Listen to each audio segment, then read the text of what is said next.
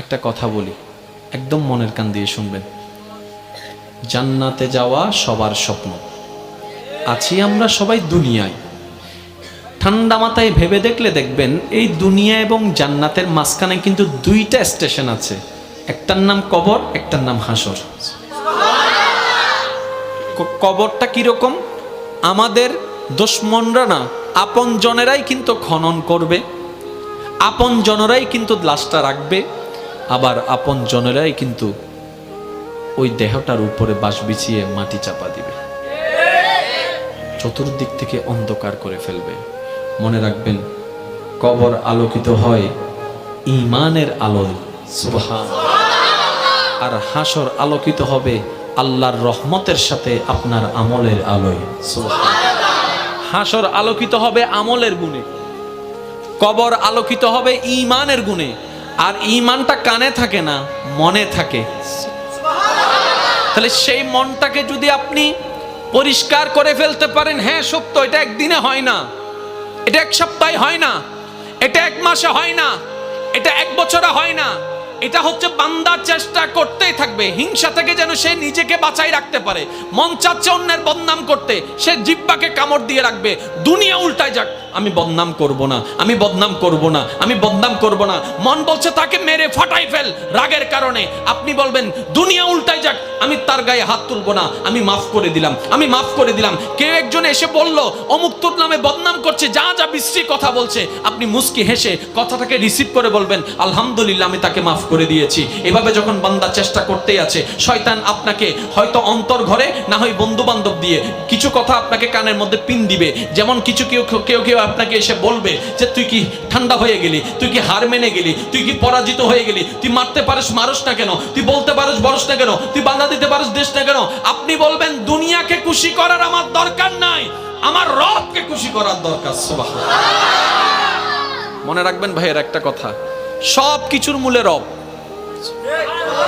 আপনি ডাইনে থাকেন, বামে থাকেন, সামনে থাকেন, পিছনে থাকেন, এভরিথিং, সব কিছুর মূলে গিয়ে রব। যেমন আসেন, কষ্ট নেবেন না আমার কথায়।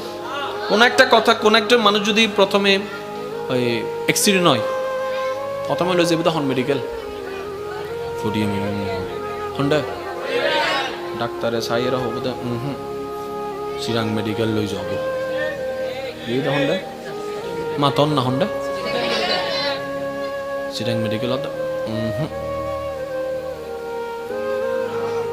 আইকা হইতাম ডাহলা সাইয়ের হদ্দা তো বেশি রিক্স ফাইতাম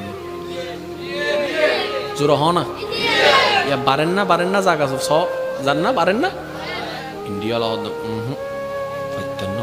লন্ডন যাবো হন্ডা, লন্ডন সিঙ্গাপুর ইতারা হদ্দা মারে মা এই মেশিন আর তো নাই। আমেরিকা যাবি, আমেরিকা যাওয়ার পরে ডাক্তার হদ্দা ইটা হদ্দা আর হনমিকে যাইতো না হইস পডিয়াতুন গুইতে গুইতে চলি সিধা হন্ডা আমেরিকা হদ্দা আই আর হন্ডা হইম। ইতারা তো সিনিয়র হাসে ফাটাইতে ফাটাইতে আর হাসে ফাটাই আ হন্ডা ফাটাই আর তুন সিনিয়র মেশিন তান্ডা হনমিককে জোরহনা সিনিয়র মেশিন তার তো হনমিককে। এবার আমেরিকা ডাক্তার হতে আল্লাহ লাগর আল্লাহ লাগর আল্লাহ লাগর আল্লাহ লাগর শেষ ফল দিয়ে এর কি হস আল্লাহ লাগর আল্লাহ লাগর আল্লাহরে ডাক আল্লাহরে ডাক আল্লাহরে ডাক ইটা হদ্দে মাইলে ফিরে ইয়ান যদি এন্ডা হতে কি ইউটিউবে ইয়া শেষ পর্যন্ত হার হাসে নাম বুঝে দে জোর হ না হার হাসে আরো জোরে হার হাসে আল্লাহ হদ্দে এত বাদে না ডাক হদ্দে ঠেকাত করি ইয়াকার নাম ল তো জিয়েন ঠেকাত ফুরি লম পরে ইয়ান আল্লাহ পছন্দ ন করে।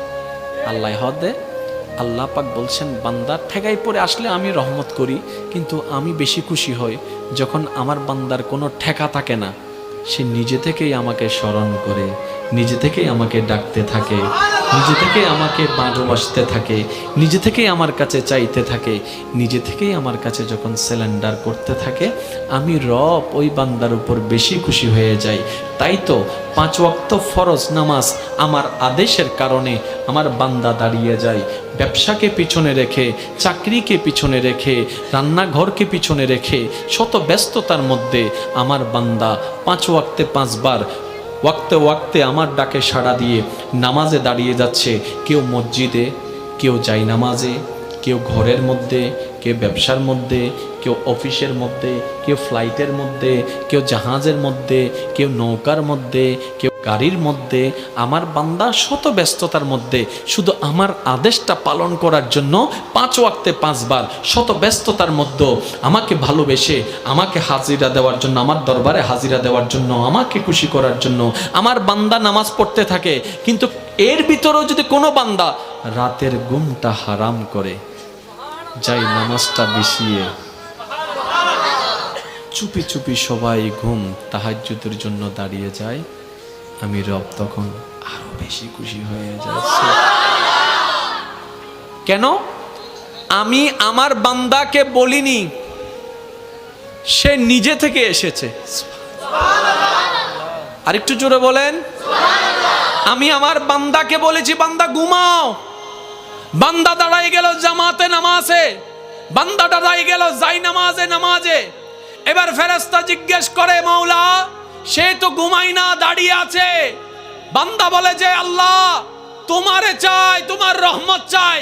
রব বলে যে এই জিনিসটাই তো আমার ভালো লাগে, যেটা নিজে থেকে বান্দা আমার জন্য করে। একটু দেখেন, এখানে কঠিন কিছুই নাই। মনে রাখবেন ভাইয়েরা, সব কিছুর মূলে হচ্ছে কে? তো যেখানে মূলটা আপনার আল্লাহ, আগে থেকে ওটা ওনাকে ধরে বসে থাকেন না। ওয়াতাসিমু বিহাবলিল্লাহ, সুবহানাল্লাহ। তাহলে কিন্তু আর এত দিক বেদিক ডাইন বাম করার কোনো সুযোগ দরকারই নাই। বলেন না?